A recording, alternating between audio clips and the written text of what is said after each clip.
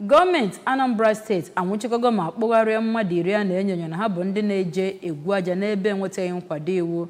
ma bụrụ ebe gọọmenti machiri amachi igwu aja na Glory kansụl ime obodo Anambra East.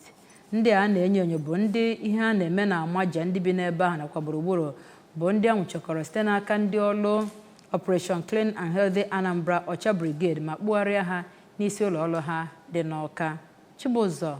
Obidike bụ onye ọrụ anyị hụrụ ka ya bụ ihe si eme wee kọrọ anyị n'uju.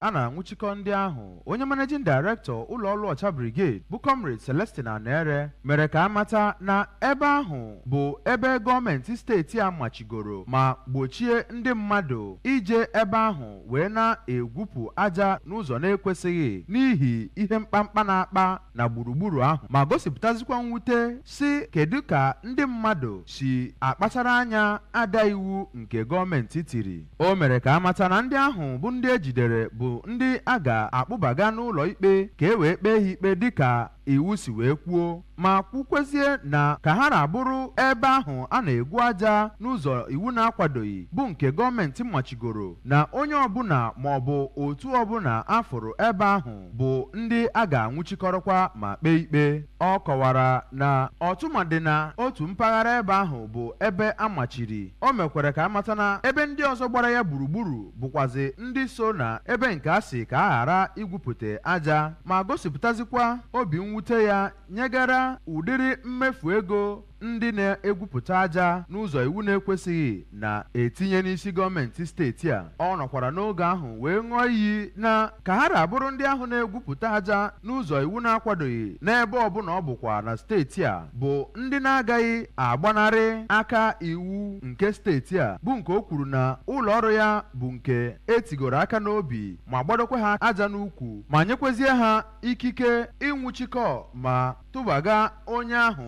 anwụchikọrọ n'ụlọ ikpe ma ọ bụrụ na afọ ha ebe a na-egwupụta aja n'ụzọ iwu na-akwadoghị. Njem nwụchikọrọ a bụ nke a ga na-aga n'ihu ije netecha mpaghara ebe ndị ahụ gọọmenti machiri ndị mmadụ igwupụta aja n'ụzọ iwu na-ekwesịghị na steeti a gbaa gburugburu.